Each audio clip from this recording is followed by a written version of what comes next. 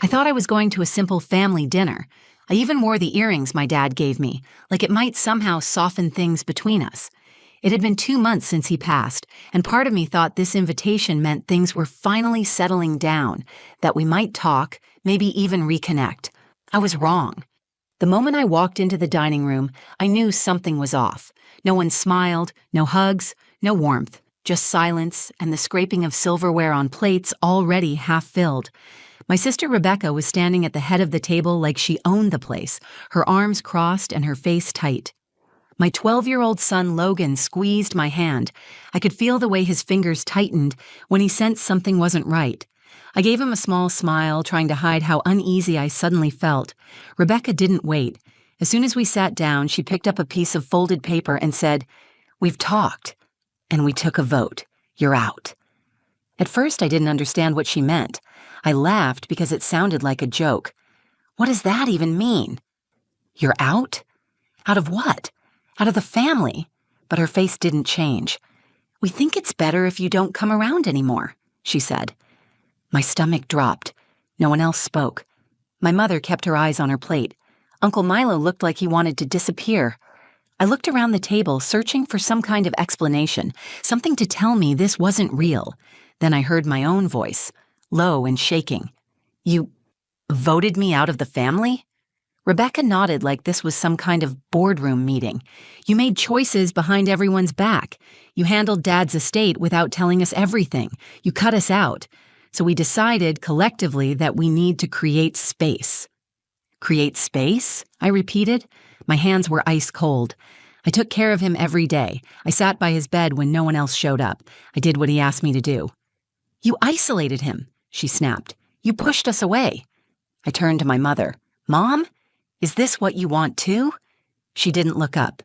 "I don't want conflict." That hurt more than anything. I stood up. "Okay, message received." I grabbed my purse and reached for Logan's hand.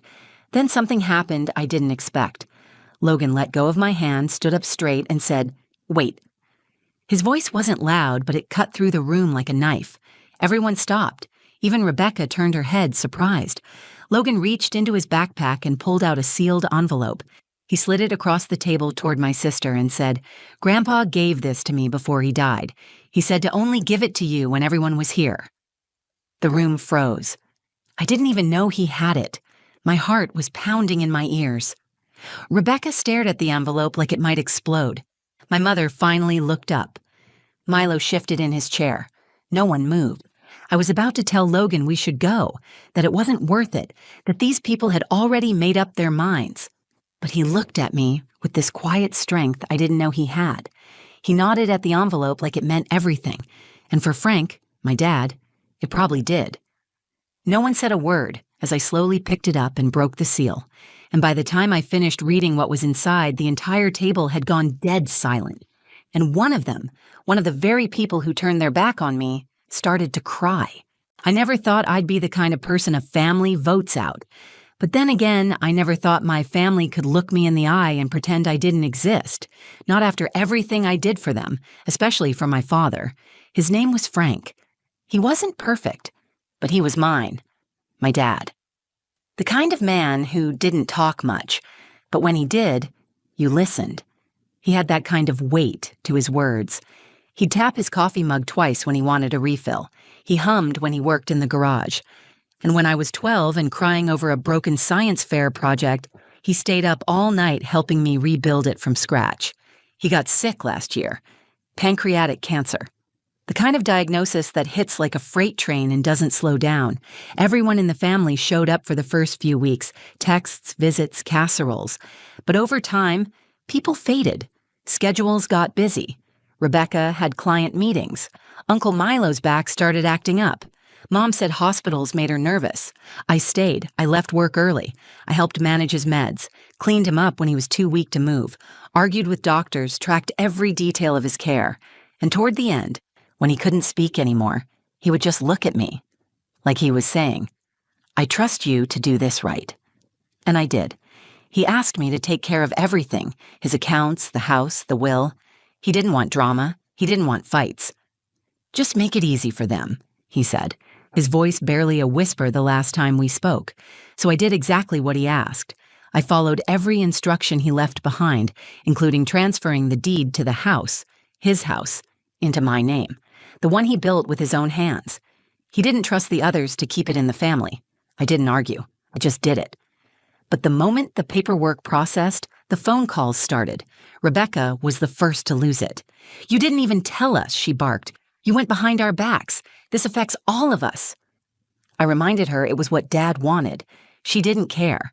She said I was manipulating a dying man, that I had no right. I hadn't heard from her since. Not until the text came 2 months after the funeral. "Dinner at Mom's this Saturday, family only." At first, I didn't want to go.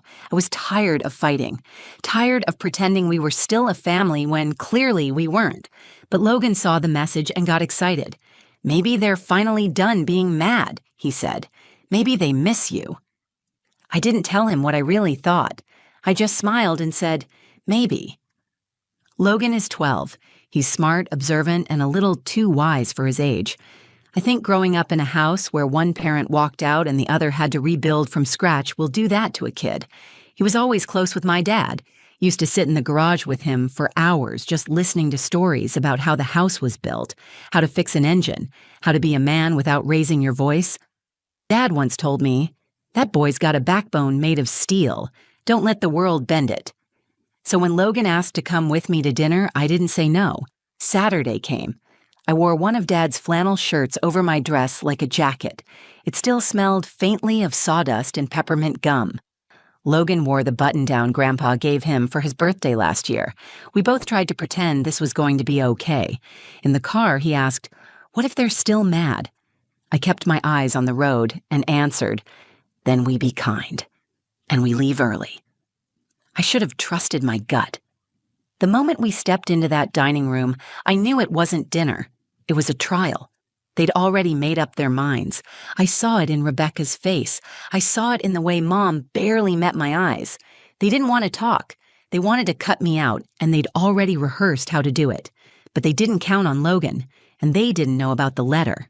The house looked exactly the same from the outside. Fresh white paint, the same wind chimes on the porch. But the energy inside felt completely different. Cold, staged. Like someone had scrubbed the soul out of it and replaced it with tight smiles and polished silverware. There wasn't a warm welcome. No hugs. No, "It's good to see you." Just my mother at the sink, drying the same glass over and over again. Rebecca stood near the table like she was hosting a board meeting, not a family dinner.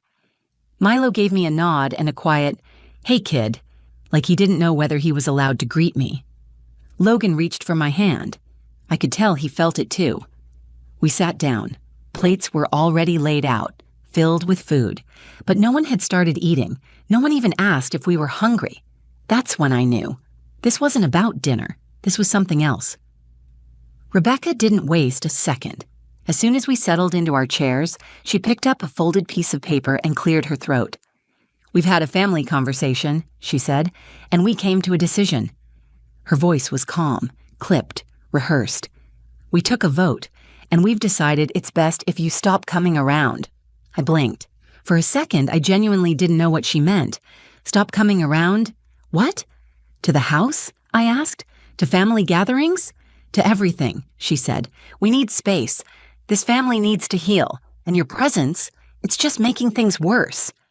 The words hit like a slap. I looked around the table. Milo wouldn't meet my eyes. My mother was suddenly very interested in rearranging the silverware. No one was speaking up. No one was stopping it. "You're serious," I said. Rebecca nodded. "You've made choices that hurt people, Elena. You handled Dad's affairs in secret. You moved things behind our backs. We didn't even know about the house deed until we saw the documents."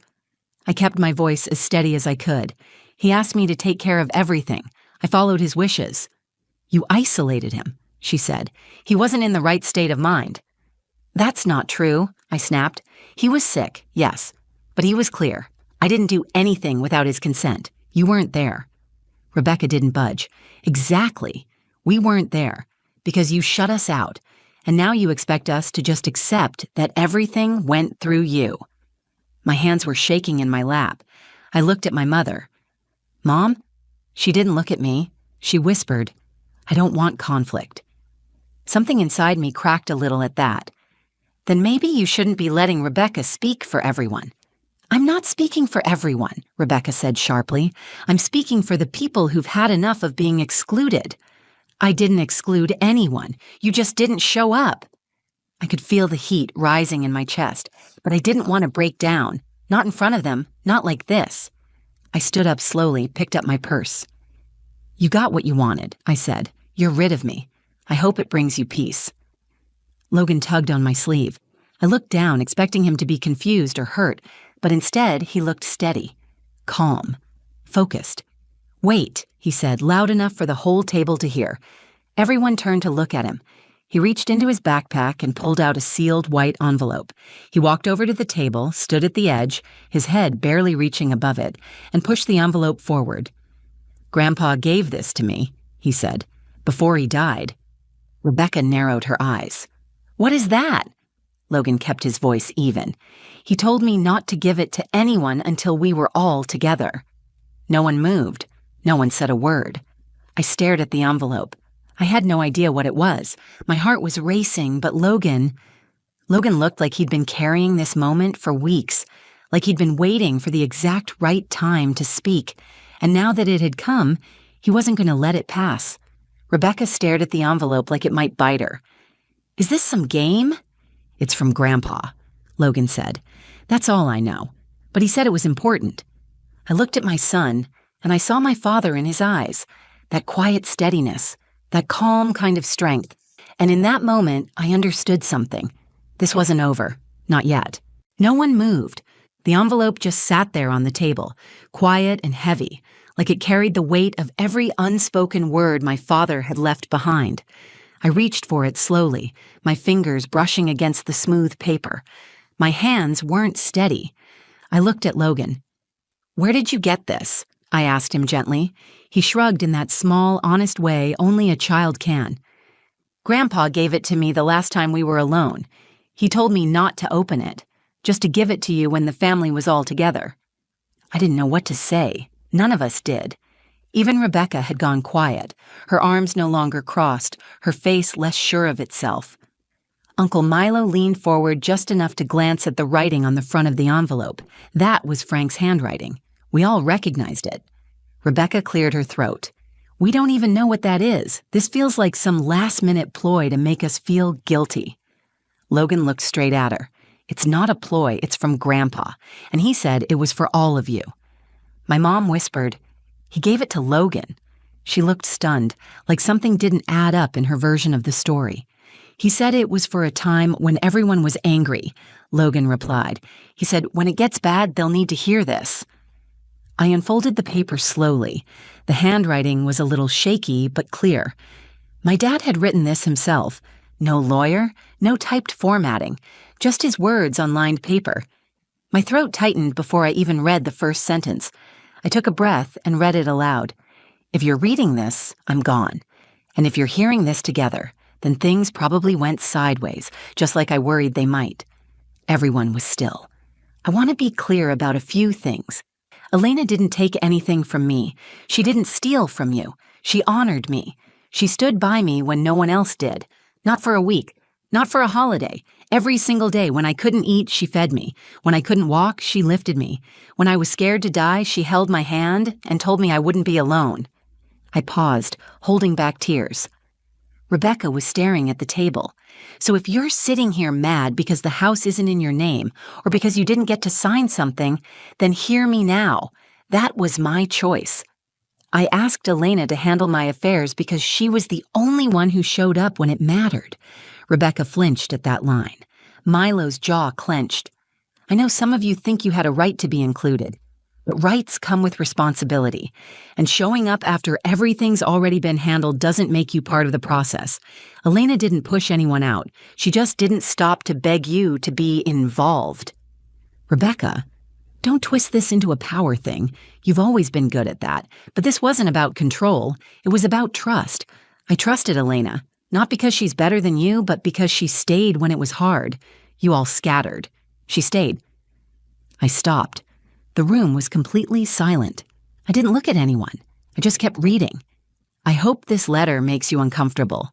I hope it makes you think, because if you're sitting here trying to exile the one person who carried this family through the worst of it, then you're doing more harm than you know. If you're reading this, I'm asking you to stop. Listen. Remember who actually loved you enough to take the hard jobs. And if you still choose to shut her out, then you're not the family I hoped you'd be. That was the last line. I folded the letter, placed it on the table, and sat back in my chair. I could hear Logan's breathing next to me, calm and even. My own heartbeat felt like a drum in my ears. No one spoke. Rebecca's face had changed. She didn't look furious anymore. She looked like someone who'd been caught lying to themselves and didn't know how to fix it. My mom looked at me for the first time that night. Really looked. And Uncle Milo, he was wiping his eyes with his napkin. For the first time since I walked into that room, the power shifted. Not because I yelled, not because I begged to be understood, because a dying man told the truth that no one else would say, and my 12-year-old son was brave enough to deliver it. The letter sat in the center of the table like a bomb that had already gone off. No smoke, no sound, just the shattered pieces of every lie they'd told themselves, now scattered around the room. No one moved. Rebecca, who had always been the loudest voice in the family, was staring at the folded paper like she didn't recognize it, like she wished it would disappear. Her hands were clenched in her lap, her lips pressed into a thin, pale line. But she wasn't arguing anymore. She wasn't speaking at all. My mother was the first to break the silence. She reached out slowly like she was touching something fragile, and brushed her fingertips against the corner of the envelope. Her voice was barely audible. "He really wrote that for you?" I nodded. Logan kept it safe. Dad gave it to him during their last afternoon together. Her shoulders fell as if something inside her had caved in. "He never told me." "Because he knew you'd try to stop me," I said gently, "or let Rebecca do it." Uncle Milo cleared his throat. It sounds like Frank. He didn't waste words. And he always meant them." I watched him swallow hard and rub the back of his neck. For all his years of trying to stay out of the fire, even Milo couldn't pretend anymore. The truth had burned its way through. Logan sat perfectly still next to me, hands in his lap, eyes watching the adults as if he were studying them. His face was calm, but there was something fierce behind it. He'd grown a little older in the span of 10 minutes, and I could feel it. This was a moment he'd remember for the rest of his life. Rebecca finally looked up. Her eyes were glassy now, not angry, just lost. "You didn't think we'd show up," she said to me quietly. "I knew you wouldn't," I replied. "That's why he asked me to handle everything. He didn't want to leave it in hands that would disappear when things got hard." She nodded slowly. "You think I'm selfish." "I think you were scared," I said. "Scared of seeing him like that. Scared of not being in control." There was a beat of silence. Then, to my surprise, Rebecca's voice broke as she whispered, "I couldn't handle it. Watching him fade like that, it made me feel like a failure." Her tears came fast. One minute she was holding everything together. The next, her shoulders were shaking, her face in her hands. It wasn't loud or dramatic. It was quiet, raw, real. For a second, I saw the little sister I used to protect, the girl who cried when she lost her first pet, the one who always needed someone to stand in front of her when the world felt too sharp. I didn't say anything. I just let the moment be. My mom looked over at her and then at me. She reached across the table, resting her hand gently on mine. "I'm sorry, Elena," she said. Her voice cracked. "I didn't want to choose sides. I thought staying quiet would keep us together." "It didn't," I replied. "It just let Rebecca push me out without having to say anything herself." Logan tugged on my sleeve and whispered, "Can we go now?" I nodded. "Yeah, buddy, we're done here." I stood, slid my chair back slowly. No one stopped me. No one asked me to stay, but no one told me to leave either. Something had shifted, and we all felt it. The power wasn't in the vote. It was in the truth that had finally been spoken, out loud in my father's own words. As I grabbed my bag, I looked at each of them. I didn't come here to fight. I came here because I thought maybe there was something left to fix. If there is, you know where I live? Rebecca didn't answer, but she didn't look away either. Her eyes followed me as I walked toward the door, and for the first time in years, there was no venom in them, just silence, and something that looked a little like regret. My mother whispered, "Take care of him." "I always do," I said. Logan and I stepped out into the night. The air was cool, crisp. I reached for his hand. He gave it without hesitation. And just like that, the door closed behind us. But the story wasn't over. It was just the first time in a long time that I walked away from them, and didn't feel like I had to defend myself for doing it. The car ride home was quiet. Logan stared out the window, watching the streetlights blur into long ribbons of white. I didn't turn on the radio. I didn't need noise. I needed space to breathe. My hands were still shaking on the wheel. I glanced at Logan in the passenger seat. His face was calm, thoughtful, like he'd just walked out of a courtroom instead of a family dinner. "You okay?" I asked. He nodded. "Are you?" I didn't answer right away. I waited until the next red light, then turned to look at him fully. "You were brave in there," I said. "You shouldn't have had to be. But you were." He didn't smile. He just said, "I didn't like the way they talked to you. It didn't feel fair." It wasn't, I admitted. But it was honest in the end, and sometimes that's more important than fair. He opened the glove box and slid the letter inside, folding it with more care than most adults would have. Then he closed it gently. "Grandpa really loved you," he said. I swallowed the lump in my throat. "He loved you too. That's why he trusted you with that letter.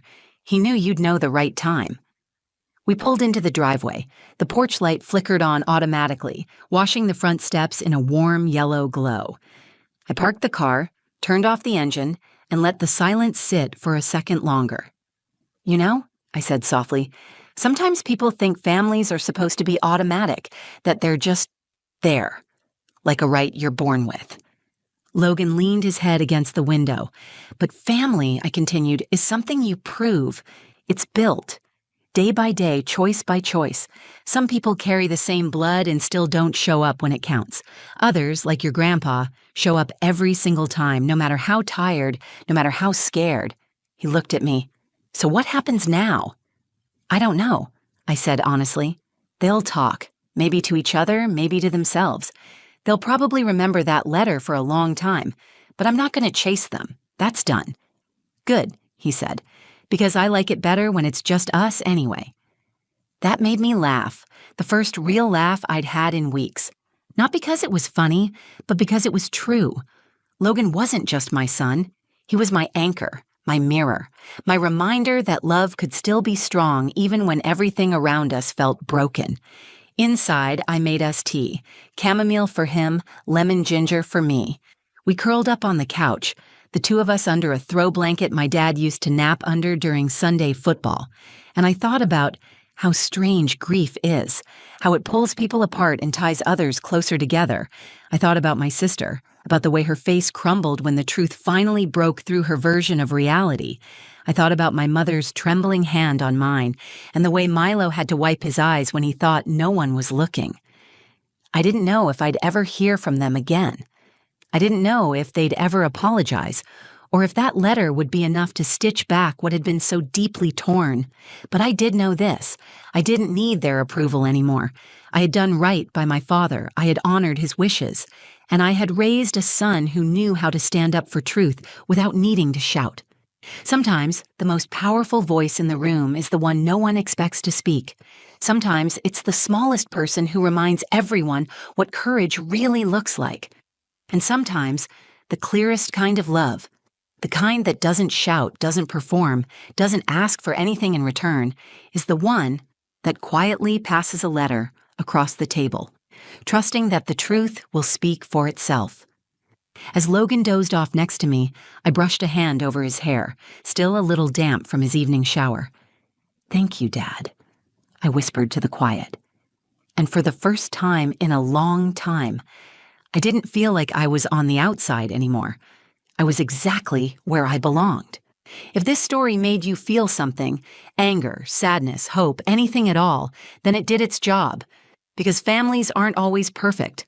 Sometimes they fail you. Sometimes they come back. And sometimes You find your peace without needing them to. If you've ever had to walk away from people you love just to protect your own heart, you're not alone. If this story resonated with you, please take a moment to like the video. It helps more than you know. Drop a comment and tell me what part hit you the hardest. I read every single one.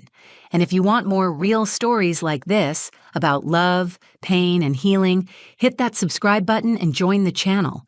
Because around here, your voice matters, your story matters, and we hold space for both.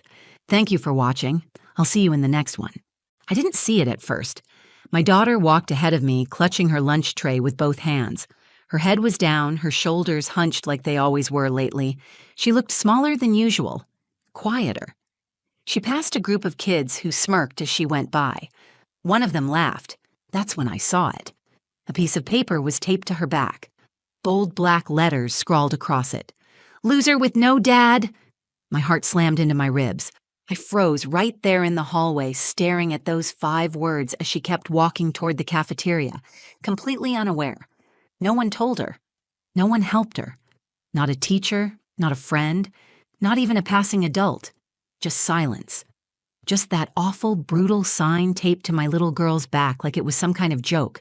I wanted to scream. I wanted to tear it off and hold her so tight she'd forget it was ever there. But all I could do in that second was stand there and feel my stomach drop. Her name is Lena. She's 11. She likes to draw superheroes and braid her hair into uneven pigtails because symmetry is boring. And lately, she's been eating lunch alone. Every single day. She never told me why. Until today. Because a man walked into that cafeteria. A man in a military uniform. He walked right up to her table and said loud enough for every kid in that room to hear, "I'm her father. And I have something to say." That's when everything changed. My daughter used to be the loudest one at the dinner table. She'd talk with her mouth full, interrupt her own stories with giggles, and wave her hands so wildly she'd nearly knock over her juice every night. She would draw pictures on her napkins and tape them to the fridge like little trophies. One time, she drew a comic strip about a flamingo who saved the planet from a garbage monster. She called it Captain Beaks. She was fearless back then, weird and wonderful and proud of it. But a few months ago, something changed. It started small. She stopped drawing. I found her sketchbook shoved under her bed, pages half finished, doodles crossed out angrily. She didn't want to talk after school anymore. When I asked how her day went, she'd shrug and say, "It was fine." Then she'd disappear to her room and stay there until dinner. I told myself it was a phase, that maybe she was just tired, or growing up faster than I was ready for. But something in her face told me different. Her light was dimming, and I didn't know why. I'm Jenna. I'm 32. I work mornings at a diner and pick up shifts at a grocery store 3 nights a week. I've raised Lena on my own since the day she was born. Her father, Luis, was deployed when I was pregnant. He missed the birth, missed the first steps, missed her learning to say mama, and then asking why she never said dada. I used to tell her, "He's a soldier. He's helping people far away. He loves you." But after a while, even that answer started to feel like a lie. The truth is, I stopped talking about him because it hurt too much. We tried to make it work when he came back stateside a few years ago, but he wasn't the same. The war had buried something in him. He was distant, on edge, kind but broken. We separated quietly. No fights, just silence. I told myself it was better for Lena if he stayed away. I never told her the full story. I thought I was protecting her. From disappointment, from confusion, from a version of him I didn't want her to see. But now I see I was also protecting myself. From the guilt, from the fear that I'd made the wrong decision. My dad, Tom, tried to step in. He's a Vietnam vet, tough as nails on the outside, but soft as oatmeal when it comes to Lena. He taught her how to ride a bike and let her paint his bald head with glitter one Christmas. He calls her Lightning Bug. She adores him. But even he couldn't reach her these past few months. She was drifting further and further away, and I didn't know how to pull her back. Didn't realize how bad things had gotten until last week, when I picked her up early from school after she'd come down with a stomach bug. She didn't know I was coming. I got there just before lunch. That's when I saw her, alone, walking into the cafeteria. That awful sign taped to her back, the kids snickering behind her. Something inside me cracked open. Later that day, after I tore that sign off and sat with her on the couch trying to get her to talk, she just stared at the floor. I asked her if it had happened before. She nodded, slowly, no words. I asked her who did it. She wouldn't say. Is it the same kids every time? I asked. A pause. Then quietly, Kenny, and Trevor, and Ash. I felt my chest tighten. I asked why she hadn't told me. She didn't answer, so I asked the one question I wasn't prepared for her to actually answer. Do you wish your dad were here? She looked up, and for the first time in weeks there were tears in her eyes, not just sadness, but something else. Longing, confusion, hope. She whispered, maybe they wouldn't say those things if he was. I didn't sleep that night. I lay in bed staring at the ceiling, thinking about all the choices I'd made, the things I didn't say, the parts of her story I kept from her. The next morning, before she woke up, I found an old number. I hadn't used it in years. I stared at it for a long time, then I pressed call, and when he picked up, I said the words I never thought I'd say again. She needs you. I thought making that call would make everything better. I told myself that reaching out to Luis would fix something in Lena, give her what I never could. But things don't heal overnight. Sometimes they get worse before they get better. 2 days after I called him, I got a phone call from the school. It was the assistant principal, Ms. Langston. Her voice was tight, rehearsed, like she'd already delivered the same speech too many times. There was an incident during lunch, she said. Lena locked herself in the bathroom. She's not hurt, but she's very upset. We think it's related to the bullying we discussed earlier. Bullying. That word made me sick. I dropped everything. Left my shift mid-order, apron still on, and drove straight to the school. By the time I got there, Lena had calmed down enough to be coaxed out of the stall. Her eyes were red, face pale. She wouldn't speak. She wouldn't look at me. The principal showed me the sign. They had it. The actual one. They'd pulled it from the trash after a teacher found it on the floor near the lunch table. The words were even worse than I remembered. Loser with no dad, keep walking, freak. My hands were shaking. I couldn't breathe. It felt like someone had slapped me across the face. The worst part? They told me this wasn't the first incident. It had been happening for weeks, months even. Verbal taunts, notes left in her locker, a crumpled drawing torn in half and shoved under her desk. I wanted to know why no one told me, why no one stepped in. They said they'd been monitoring the situation. They said they'd spoken to the students involved. They said all the right things in all the wrong ways. I looked at Lena, still sitting in the corner of the nurse's office, arms around her knees. She wasn't just embarrassed. She was humiliated. She was ashamed, and I couldn't undo it. When we got home, I tried to talk to her. I made her tea with honey. I sat on the edge of her bed and asked every question I could think of. Why didn't you tell me? She just stared at her blanket, picking at the threads. I thought if I ignored it, they'd stop, she said finally, but they didn't. Why you? She shrugged. Because I'm weird, because I draw, because I don't talk much, because I don't have a dad. There it was, the sentence that ripped my heart clean open. They said he left because I messed up. I felt like I'd failed her in every way a mother could fail. I'd tried to protect her by hiding the mess, and all I'd done was leave her defenseless in it. I wrapped my arms around her, and for the first time in a long time, she didn't pull away. That night, I called my father, Tom. He didn't ask questions. He just said, "What do you need?" "I need her to know she's not alone," I said. "I need her to feel seen." Tom paused for a second, then said, "You still have Luis' number?" "I called him," I said. "He answered. He said he'd think about it." Tom grunted. "Then he better do more than think." I didn't sleep that night. Neither did Lena. I could hear her pacing in her room, quiet, almost careful not to let the floor creak. In the morning, she looked exhausted but calm, like a storm had passed, but the damage was still fresh. At drop-off, she hesitated before getting out of the car. "Mom?" she asked. "Yeah?" "What if he doesn't come?" I didn't lie. I didn't promise anything. I just reached out and held her hand. Then we faced that too, together. She nodded, stepped out, and walked toward the school doors. Her shoulders were still slumped, but not as much. That afternoon I got a message from Luis. One sentence. "Tell me when and where." That was the moment the ground began to shift.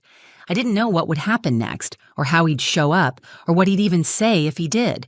But for the first time in a long time, I felt something I hadn't let myself feel in months. Hope. And that hope was about to walk through a cafeteria door. I didn't know what to expect from Luis. He had always been a man of few words even before the war. Stoic, steady. But back then, there was warmth behind the silence. After his third tour, that warmth had cooled. He came back haunted, quieter than ever, like his soul had forgotten how to come home. We hadn't spoken in over 3 years, not because we hated each other, because neither of us knew how to fix what we'd broken.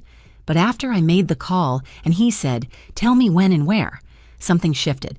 The silence between us cracked just enough for a voice to get through. I texted him the details. Friday, 12:15 p.m., school cafeteria. I told him he didn't have to wear his uniform. He didn't respond. Lena didn't know he was coming. I didn't tell her. I didn't want her to spend all week counting minutes, only to be let down if he didn't show. Instead, I told her I'd try to visit during lunch and bring her something special. She nodded, quiet. She didn't smile, but she didn't roll her eyes either. That was progress. Thursday night, I barely slept. I was afraid he'd come and say something wrong, or that he wouldn't come at all. I thought about everything I'd hidden from Lena, and everything she'd had to carry alone because of it. I thought about those boys, Kenny, Trevor, Ash, and how small someone must feel to need to make others smaller, just to breathe. Friday morning came cold and gray. Lena wore her purple hoodie, the one with the frayed sleeves. I braided her hair while she ate cereal in silence. She didn't ask if her dad would be there. She'd stopped asking things like that. Before she got out of the car, she turned to me and said, "Thanks for trying, Mom." Then she closed the door and walked inside. I sat there for a full minute before pulling away. I didn't cry. I didn't shake. I just drove. At noon, I stood in front of the school, clutching a brown paper lunch bag with her name written across it in thick marker. I walked in through the side entrance the office staff uses. A teacher recognized me and nodded me through. As I stepped into the cafeteria, the sound of hundreds of middle schoolers bounced off the walls, loud, chaotic, careless. Then the doors behind me opened. I turned. He was taller than I remembered, shoulders broader, face lined with age and something heavier. But the uniform was sharp, freshly pressed, every ribbon in place. His boots hit the tile floor like punctuation. His eyes scanned the room. He didn't look at me. He didn't need to. He was already moving. Lena was sitting alone again. Same table as always, legs swinging under the bench, her untouched sandwich in front of her. Her hair was still neatly braided. She was doodling something in the corner of a napkin. Luis walked straight to her. The cafeteria started to quiet, not instantly, but gradually. One by one, the voices lowered, as if something was happening no one wanted to miss. He stopped at her table. She looked up. For a moment, she just stared at him. Recognition took a few seconds. Maybe it was the uniform, maybe it was disbelief. Then her eyes widened. Her hand covered her mouth. She looked at me, confused. He didn't kneel. He didn't cry. He just said, loud enough for everyone to hear, clear and calm, "I'm her father." Heads turned. Whispers started.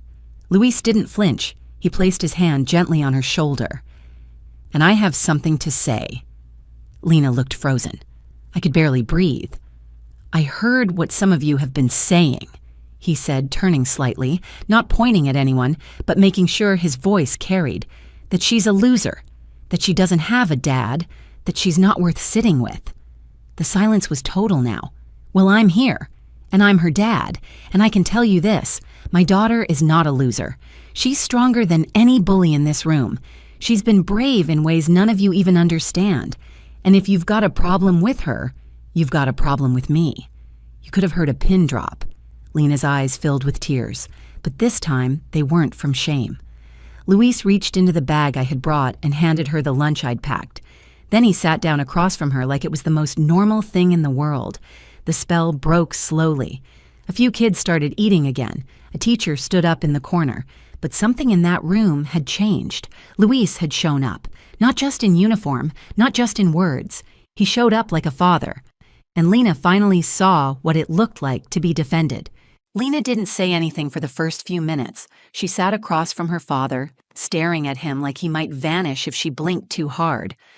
Louise opened her lunch bag and pulled out the peanut butter sandwich, the apple slices, the small note I'd tucked inside that morning. "You're magic. Don't forget it." He slid it toward her like it was the most normal thing in the world, like this was just a father having lunch with his daughter. But for Lena, it was anything but normal. "Is it really you?" she asked, voice barely above a whisper. Louise nodded. "Yeah, it's me." He looked older. His hair was shorter, tinged with more gray than I remembered. His hands trembled slightly as he folded the top of a juice box and pushed the straw in for her. "Why now?" she asked. It wasn't an accusation. It was a child asking a question she didn't have words for 3 years ago. Louise didn't dodge it. He looked her straight in the eyes. "Because I should have come sooner. I thought I wasn't good enough to be your dad. I thought being far away would protect you from who I'd become. But I was wrong. Not being here hurt you more than anything else I was afraid of." Lena stared at her juice box, then at the table. Her fingers traced the edge of the napkin. Then she said, almost to herself, "They said you left because I was too weird." Luis's jaw tightened. His voice was steady, but there was something in his eyes, something burning. "Sweetheart, you're not too weird. You're wonderful. You're funny and brilliant and brave. And I didn't leave because of you. I left because I didn't know how to face you. But I'm here now, and I'm staying as long as you'll have me." She blinked, like the words didn't quite fit in her brain. Then suddenly she stood up. Everyone was still watching. Most kids were pretending not to, but you could feel their eyes, hear the quiet buzz of whispered disbelief around the room. She walked around the table and stood in front of him. He stayed seated still, like he was afraid he'd scare her off. Lena looked at him for a long second. Then she wrapped her arms around his neck. Luis closed his eyes. His arms went around her like he was holding his whole life. A slow gasp came from a nearby table. A few teachers wiped their eyes.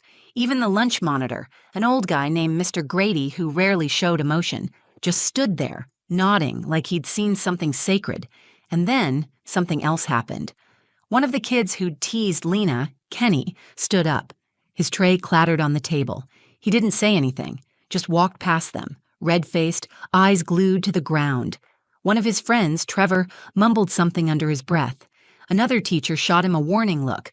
No one laughed, because no one was laughing anymore. That moment stripped everything down to the bone. It wasn't just about bullies or shame or rumors. It was about a girl who had felt invisible and a man who'd once been broken, showing the entire room what it meant to be seen, what it meant to be protected. Luis stood up finally, his arm still around Lena's shoulders. They walked over to me together. My heart was pounding so hard I could hear it in my ears. Luis nodded once. "She's brave," he said. I nodded back. "She gets it from both of us." We walked out of that cafeteria together, the three of us. Lena didn't say much on the drive home, but when we pulled into the driveway, she turned from the back seat and said, "You really called him?" I nodded. She leaned forward, wrapped her arms around me, and whispered, "Thank you." That night, we had dinner with my dad. Luis stayed. He and Tom talked about deployment and helicopters and ration packs. Lena listened, wide-eyed, her fork hanging in midair like she didn't want to miss a word. She laughed that night, not a small chuckle, a real laugh, the kind that fills a room. I'd missed that sound so much I forgot how much I needed it. The next morning, Lena came down for breakfast wearing her Captain Beek's hoodie, the one she hadn't touched in months. She poured her cereal without saying much, but there was a different energy in the room. Lighter. Like she'd finally taken a breath she didn't know she'd been holding. Luis had slept on the couch.